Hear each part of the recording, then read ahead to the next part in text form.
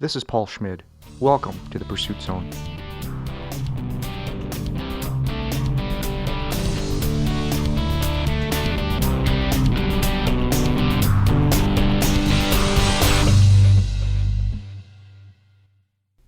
After 12 years working in the corporate world, Jamie Ramsay decided to trade in the suit and tie for a pair of running shoes and hit the open road.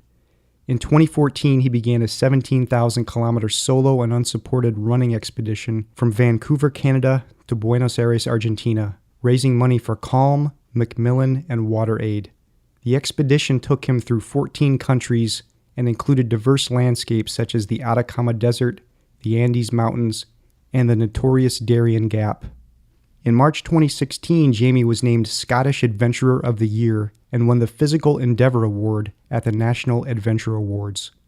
You can learn more about Jamie and his adventures at jamieisrunning.com and jamieramsay.net. Jamie Ramsay, welcome to the Pursuit Zone. Thank you very much. Really happy to be here. So Jamie, what were you doing in your corporate job before you left it? I was working in the city of London for a international communications agency doing financial communications for companies in the consumer sector. So basically writing press releases and communicating companies' financials to the world. Why did you leave it? I had been there for 12 years. I had started as a graduate trainee and I'd been there working pretty much doing the same thing every day for obviously responsibilities getting bigger, but I was made a partner in late 2013 and I just kind of looked at the kind of what I was doing and I was like, do I want to do this for another 30 years? Is this really where I want to see myself? Or do I want to go try and tick off some of those big adventures I wanted to do? So I kind of looked at my life and thought, what is it that I'd like to be doing?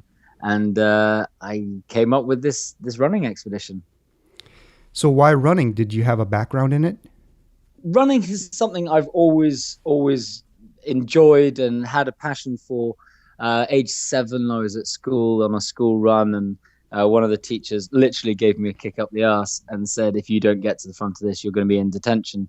And from then, I kind of realized that I actually could run. So I kind of have always pursued it since then.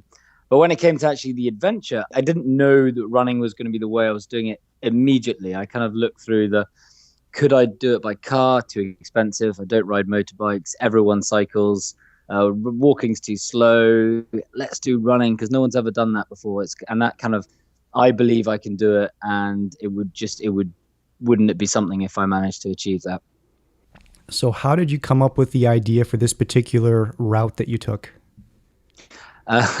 Well, I think when you listen to lots of other adventurers who do epic trips, a lot of people assume there's going to be this massive amount of logistics behind it. But for me, it really wasn't like that. I basically sat at my desk thinking, right, okay, so if I'm going to quit my job, I need to at least do something that's going to take me a year. If I'm going to do running, I'm going to do roughly 30 kilometers a day was my assumption at the beginning. So I need to do about 11,000 kilometers to justify quitting my job. So from that point, I was like, right, okay, let's have a look at a map, Google, and did round the world and thought, wow, there's quite a lot of issues along that way, visas, weather, war zones, that kind of stuff. I looked the same. And the reason I kind of couldn't do those things because I was going to be doing this solo. So all the logistics was going to be done by me. So I was no support team. So when I looked it down through Africa, I was like, yeah, again, this is just going to be difficult.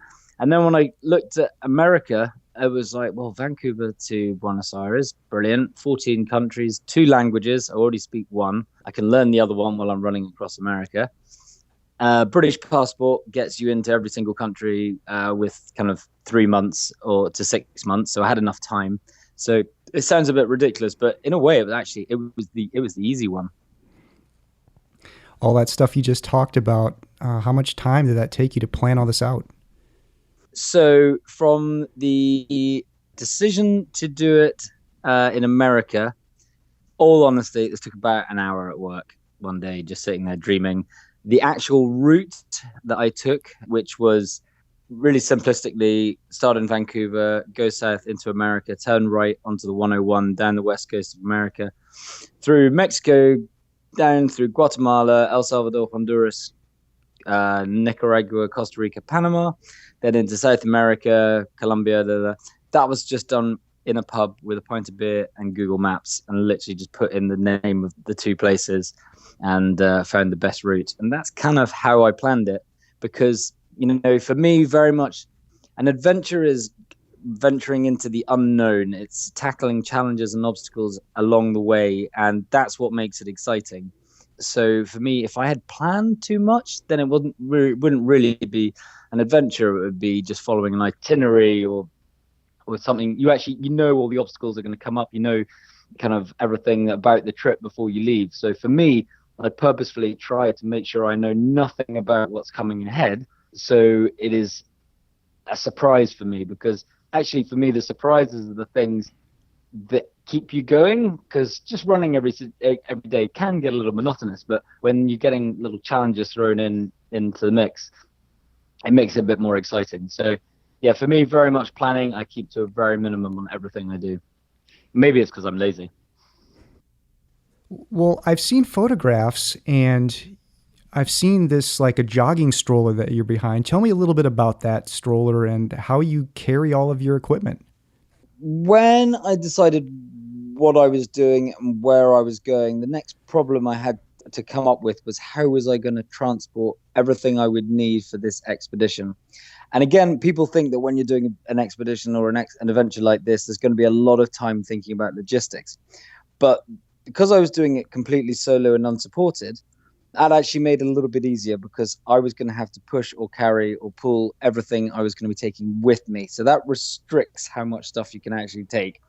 Having never done, well, actually, that's not true. I'd ran 240 kilometers in Vietnam in 2013, and I did that with a rucksack, and I ended up with massive kind of blisters on my back and just generally very uncomfortable. So I kind of ruled out backpack and then looked at pulling and pushing.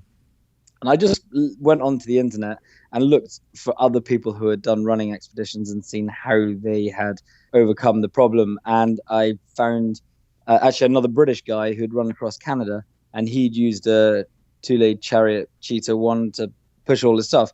And it is an absolutely off-the-shelf children's stroller for runners, absolutely unmodified. That is what I ended up using to push everything that I needed: camping stuff, cooking stuff, food, water, clothing, for the whole expedition. How much did it weigh? The weight was very dependent on where I was. So, if you're entering a desert and there's a signpost saying petrol station or gas station 350 kilometers away, you stock up quite heavily on water, and it could get up to about 45, 50 kilos. But I think its normal running weight was about 35 to 40. How many miles a day are you running? When I started, I came up with the kind of number of 30 kilometers a day as my set running. I don't know exactly what that is in miles. That's what I set myself. But I very quickly realized that I could actually run a little bit more than that each day. So as the expedition progressed, I changed the way I was running. The best way to look at it is, at the beginning, I was running about 40 kilometers a day, 4 days running, 1 day off. And for my last month, I was running about 55 to 60 kilometers a day with no rest days. The average overall was about, I think it was 46 kilometers a day, which is just over a marathon. But one thing I like to point out very much is everyone envisages that I got up and ran a marathon every single day. Very much wasn't like that. I was getting up, I was running 10, 15K, stopping, then running 10K, then 20K. So I break it up into little manageable packets. And that's how I managed to get through each day. Yeah, I think 30K is just shy of about 19 miles. Yeah, that sounds about right. Can you get into a little bit more then about your daily routine? Yes. So one of the very simple way it's people look at the expedition and think, okay, so you were running every single day. You were doing, how did you just get around that in your head? And for me, the easiest way was just to break it down into a very simple routine. I pretty much ate the same food if I could, if that was available. So I'd wake up in the morning in my tent, and I would pack everything into the bags before I'd even got out of the tent in the morning. I'd get out, I'd set up my stove, cook porridge and coffee while I was packing up my tent. I put everything into my stroller, and then I would try and hit like first 10K. If I was feeling strong, I'd make it 20K. I would then find somewhere for lunch if there was somewhere available, or cook some lunch, or quite often people would give me food on the road. So be running along and someone would throw me a sandwich. So I'd stop and eat that, have a little sleep and a read or something like that, write some blogs, and then I'd run in the afternoon, and I tried to get places as early as possible. If there was something to go and look at, I made sure that I went and saw things, because there's no point in just running past everything. And that's one of the wonders of actually running, is you can just stop and have a look at things. And then I'd either, if there was a cheap hotel, I would take the cheap hotel, or if there was somewhere I could camp, I would camp. Or sometimes I'd sleep in like potato sheds or mechanics workshops and things like that. But whatever was available, whatever was the easiest. And at the end of a day, 60 kilometers, you kind of just want to bed down, eat a lot of junk food and go to sleep. What about rest days? How many of those did you take? When I started, I wanted to do 4 days on, 1 day off, and I didn't stick to any pattern. And part of the reason was when I took rest days, I got a bit bored because I was used to running every day, and I kind of found myself a little bit at a loose end. I would kind of take everything apart and then put it all back together again, to decide if I needed stuff, repack, try and make everything more efficient. There were a few times where I had to wait for packages to arrive with new running shoes, and I'd take like 4 days off. Or if I had to wait, there was one part where I had to cross the Sea of Cortez, I had to wait a bit longer. But apart from that, nothing more than 2 days off in a row. And I would mostly just try to keep running every single day if I could. You mentioned waiting for a package of running shoes. I was kind of wondering about your resupply strategy. Did you sort of think about getting packages sent to you at predetermined times and distances, or was it entirely you just kind of winged the whole resupply part? As probably progressively you'll hear in this, I wing quite a lot. That's kind of how I roll. When I started, I had 2 pairs of running shoes with me, and my philosophy was just purely my thoughts on this, was that if I had 2 different types of running shoes, if my legs started hurting wearing one, I'd swap to another to give it a slightly different feeling when I was running and hopefully take pressure off certain parts. When I was in America, I knew that I would be able to pick up running shoes when I got to big towns. That's how I kind of took my strategy through America. That's the first 2,700 kilometers. Then I was very lucky that a friend had been sending emails to everyone she knew at Nike, and they sent me 3 pairs of running shoes in a package to some guy's house I found on a thing called Warm Showers in Mexico. So I turned up at his and picked up 3 pairs of new running shoes, and that got me to Panama. And then Adidas stepped in very kindly and said that they would give me all the running shoes I needed for South America. And they sent a big batch to my parents' house, and then they would send them. So one lot got sent to Quito, and I had to wait 4 days there because customs there is a nightmare. I then got another lot sent to Lima, and again 4 days because the customs is a nightmare. And then the last package delivered came over with a film crew that had come to do some filming. So I wish that I'd planned that slightly better, but luckily it all worked out. The crew came over to film you? Yeah. What was that? I was it was a bit of a surreal one. So I'd been given a Microsoft telephone to use on my trip, and I was in the Atacama Desert, just at the beginning of the Atacama Desert, and I got a phone call from the PR team, and they were like, right, okay, we want to do some filming with you. It's going to be in this place in North Argentina. Can you be here on this date? Or not can you? You have to be here on this date. And I was like, okay, can I just quickly clarify this? We're having this conversation while I'm standing in the middle of the Atacama Desert.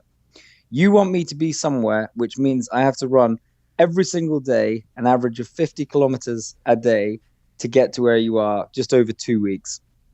And in that, I have to cross the Atacama Desert and the Andes to get there. And they basically just completely deadpan on the phone and went, yeah, that's pretty much what we're asking you to do. I was like, okay, if that's what I have to do. And I set off, and I'm very proud of myself that I managed to arrive there at 5 o'clock in the evening that they'd asked me to be there. So it all worked out.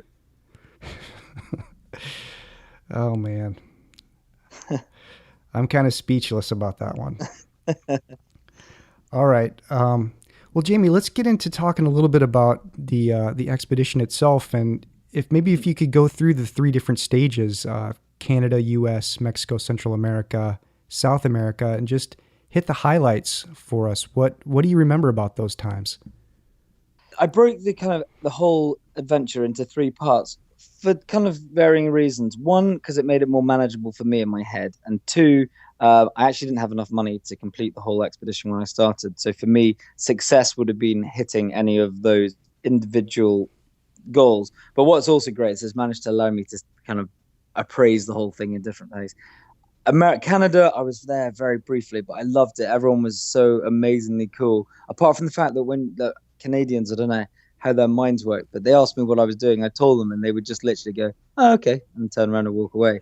When I hit America, the first thing that happened to me there, I went to a supermarket, and the cashier lady asked me about what I was doing, and ended up with the whole supermarket giving me a round of applause and cheers. And I was like, "Wow, how different is America from Canada?" And then I was just so incredibly touched by how lovely everyone was in America. Every single person I kind of came across either wanted to help or be involved in some way, or just pulled over to say thank you. And, I loved running down the Oregon coast and trying to run across the Astoria Megla Bridge, which you're not allowed, pedestrians aren't allowed on, and getting pulled over by the police, who were amazing and kind of gave me a escort across. And just basically it was just all the acts of kindness and all the people I met in America are what made the American part so special for me. Then I hit Mexico and Central America, and that was kind of a big unknown for me. It was a different language. One of the things is when you're running towards Mexico, you have everyone in America telling you that Mexico is really dangerous. But the funny thing is when you get to Mexico, they will all tell you that Guatemala is very dangerous. And then the Guatemalans will tell you that the El Salvadorians, and it just keeps going. But, in Mexico, it was just such a different thing. It was a bit more freedom. You'd just be camping in deserts. It was one day I was running along and there was a signpost saying Turtle Sanctuary. And I was like, wow, well, this is something I have to go and see. And I ended up volunteering for a night, collecting up a couple of hundred baby turtles and then releasing them into the ocean in the middle of the night, fending off the birds. And in Nicaragua, I went surfing down an active volcano. I went diving with hammerhead sharks in Baja. I went diving in with white-tip sharks and stingrays in Costa Rica, and just had so many. And like in Panama, I stayed with an indigenous community and kind of went and had a bath. Like they all bathed in the lake and did that kind of stuff. And so it's just all these things were just really amazing little memories that I have. There was also a lot of hardship. There's a lot of me. I can remember sitting on the side of the road crying and like saying it's so hot, it's so humid. But for some, I don't know how he does it. Those things have been cut out of my mind. You mentioned the Darien Gap. What I actually did with the Darien Gap, I couldn't get across myself because I couldn't get a stroller through the Darien Gap.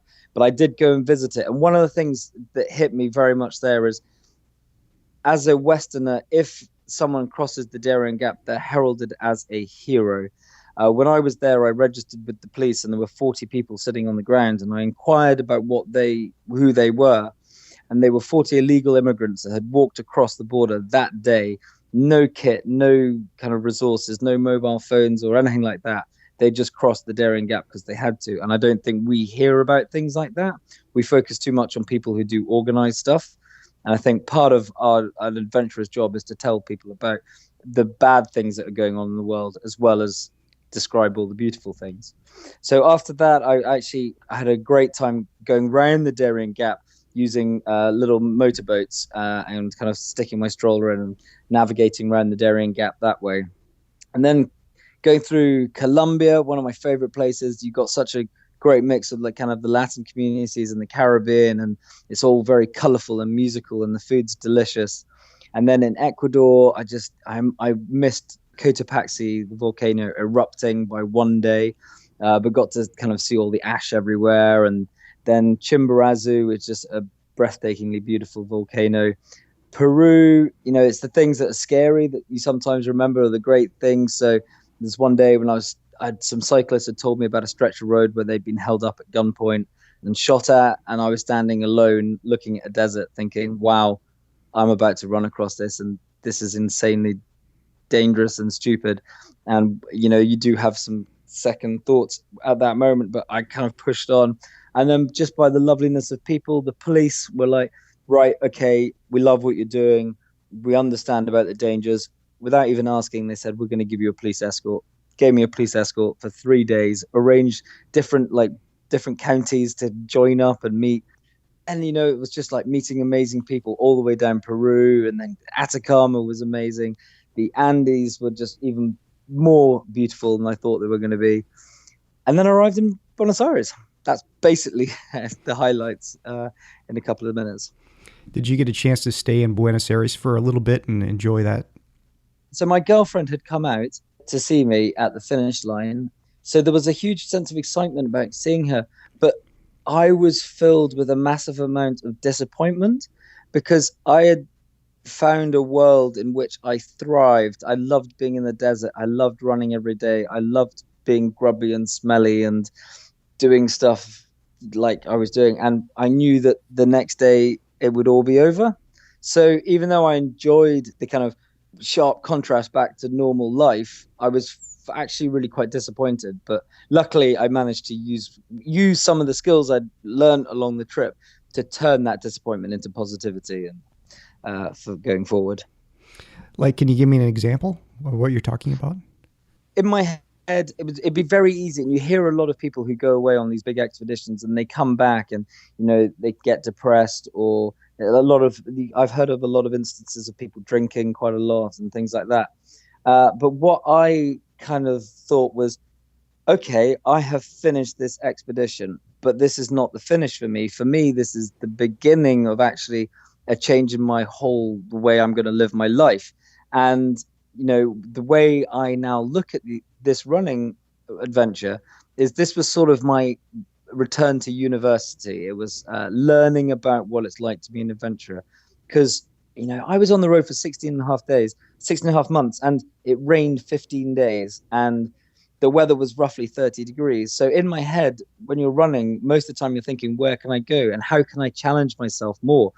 I've just proved to myself that I can do something that I even thought was a little bit bonkers. Most people thought was impossible, but I achieved it. And not only did I achieve it, I did it in a way that I enjoyed it and that was quite comfortable. And that gives me the confidence and the self-belief that I can now go and conquer a whole bunch of things that, one, I didn't think I was able to do before.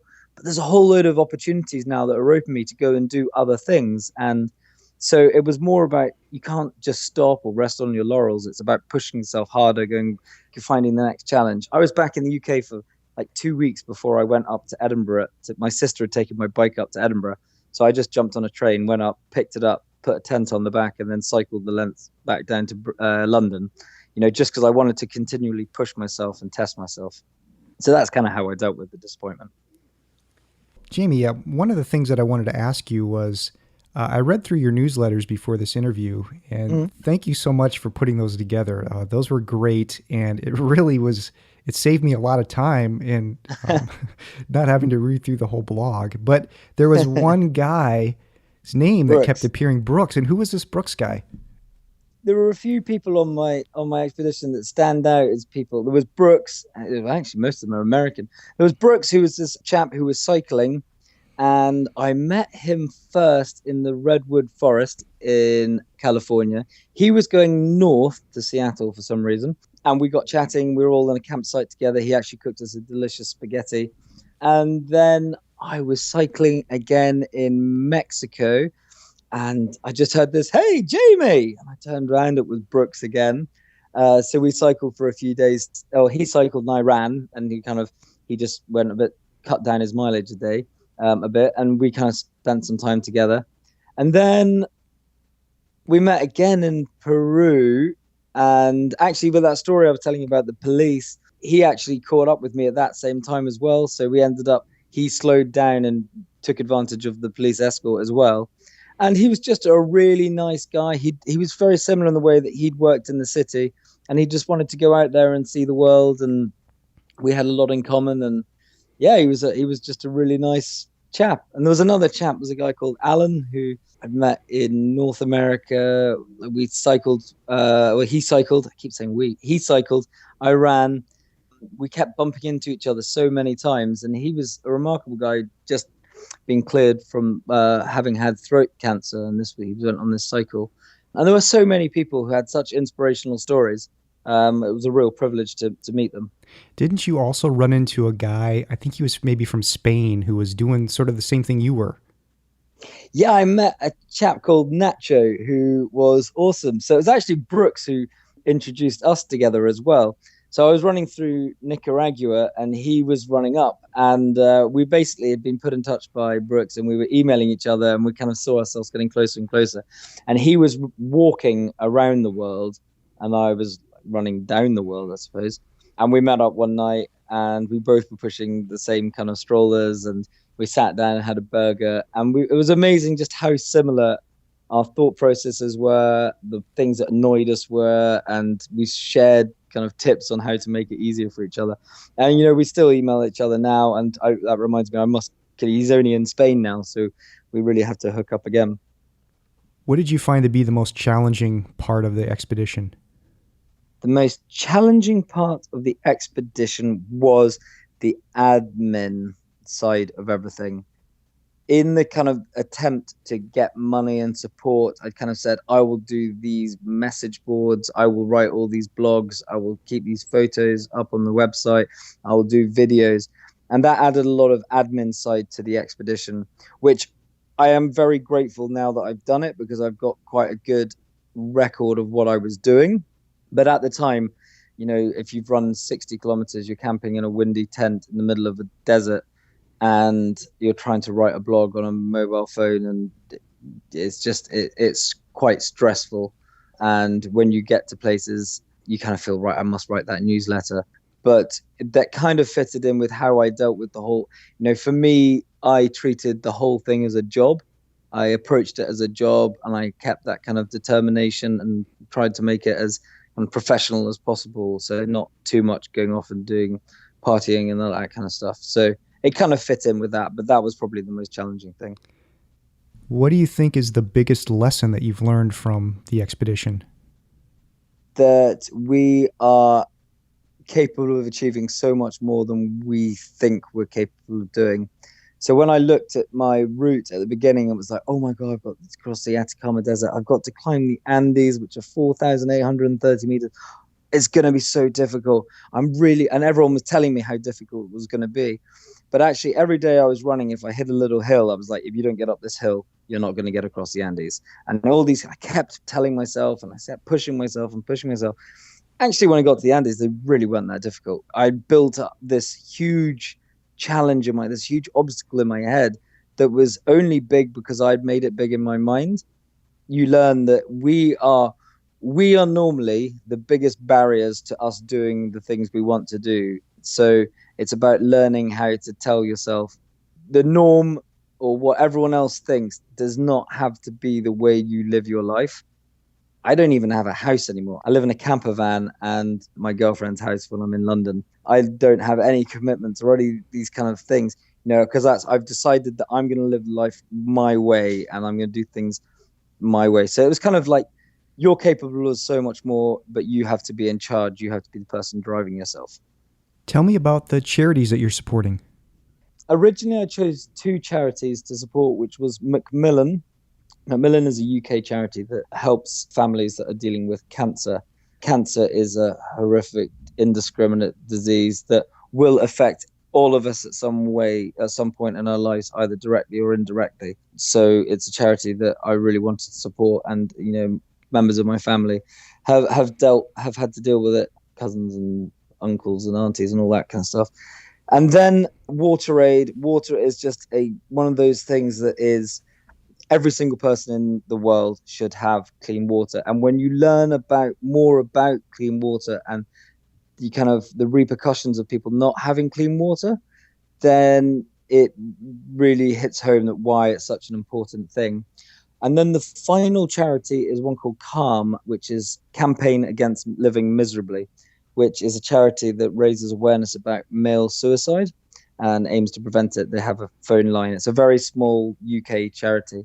I got introduced to that by a friend very late on, and I decided that, part of the reason that I was doing this expedition was because I was unhappy in my job and my life in London, that I wanted to get away. So the message fit quite well. And then just ever since then, I've just been, amazed at how much they do and trying as much as I can to raise awareness, because that's the great thing about these charities is the awareness is as important as raising money for them. Are you still actively raising money for these? Are there links where people can go to still donate to these causes? No, I'm not actively raising money for the charities, but I am. So basically, the CALM is the one I'm now an ambassador for the charity, and I try to push that one. I can continue to do adventures raising awareness without going back to the same people saying give more money, but fully encourage people that if they want to give money to go to the calmzone.net, which is their website, and you can donate there. Jamie, tell me about this winning of the Scottish Adventure of the Year.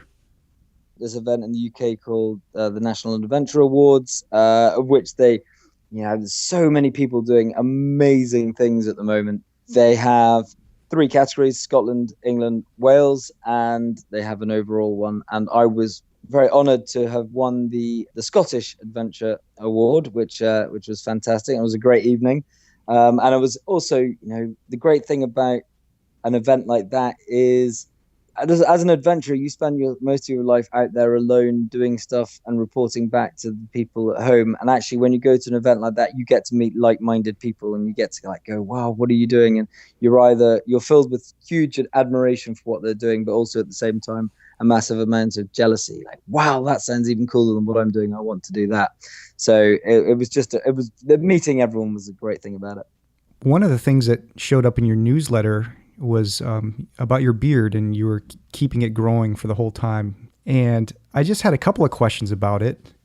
One of the things that stood out for me was when you took some time to go to your sister's wedding and you still had the beard. And I thought to myself, man, I wonder, did your parents give you a lot of grief about having that beard? No, they didn't. So the thing behind the beard was, one of my best friends said, I will give you a charity, £500, if you don't cut your hair or shave for the whole expedition. So I was like, yeah, definitely. So the whole wedding thing, I was actually in Los Angeles, just north of Los Angeles, when they got engaged. I was like, really? You had to do this now when I'm not in the UK?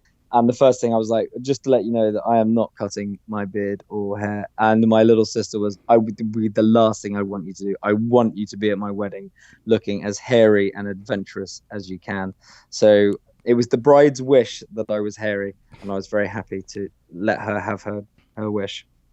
One other follow-up question with the beard is, did it cause you any grief in terms of people maybe thinking you were homeless and then hassling you about it? I think people probably did think I was homeless. The beard was a great thing on the fact that it gave a focal point for people to look at. It also made people think of Forrest Gump, which was helpful as well, because everyone loves Forrest Gump. It was also great for the fact that it protected most of my face from the sun and the wind. So there was that kind of benefit as well.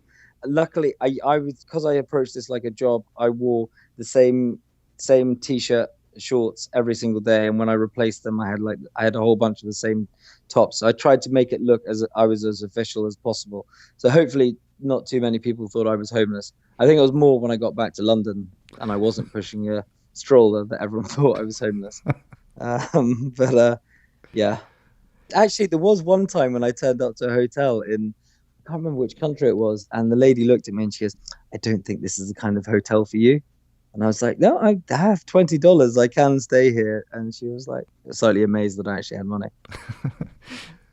Well, yeah, just getting back to returning to London. I mean, how difficult was it for you to adjust back to life, so to speak?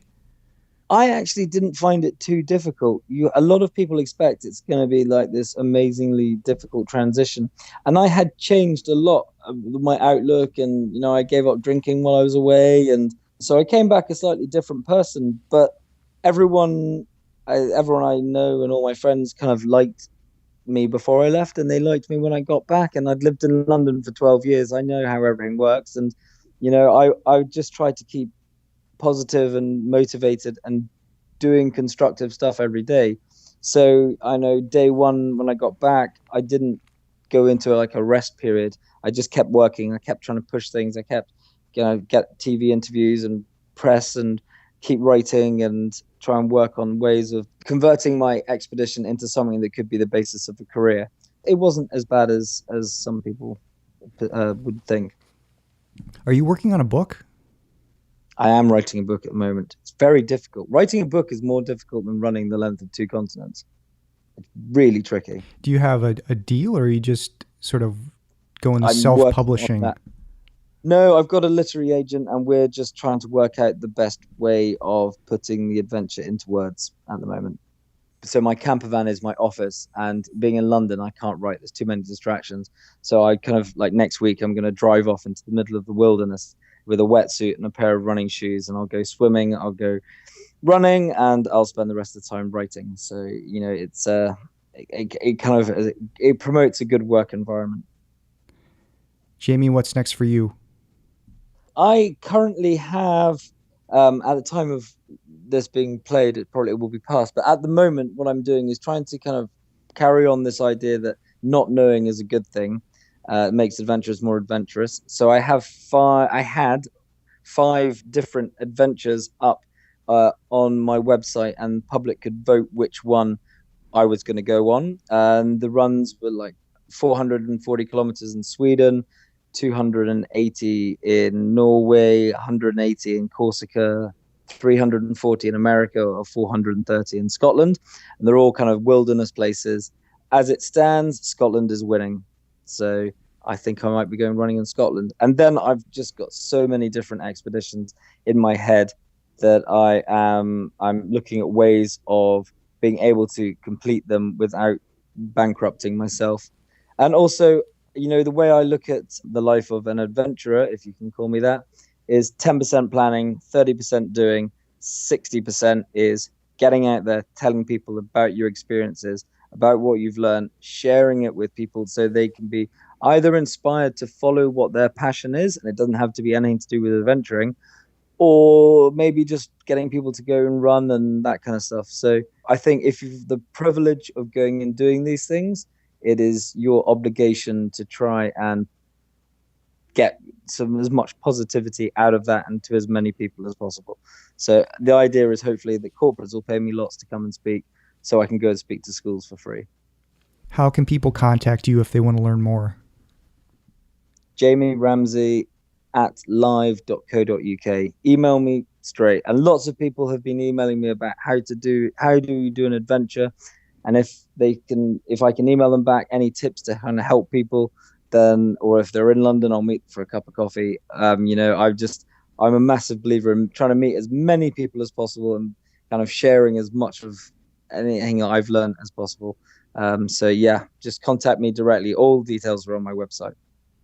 Ramsay. That is correct. As in Gordon Ramsay. Jamie Ramsay, thank you so much for coming on the show. I appreciate it. And congratulations on your accomplishments. Thank you very much. And thank you for showing interest in what I've done and sharing it with all your listeners. You're quite welcome. Recorded June 24th, 2016. For more great podcasts, visit thepursuitzone.com.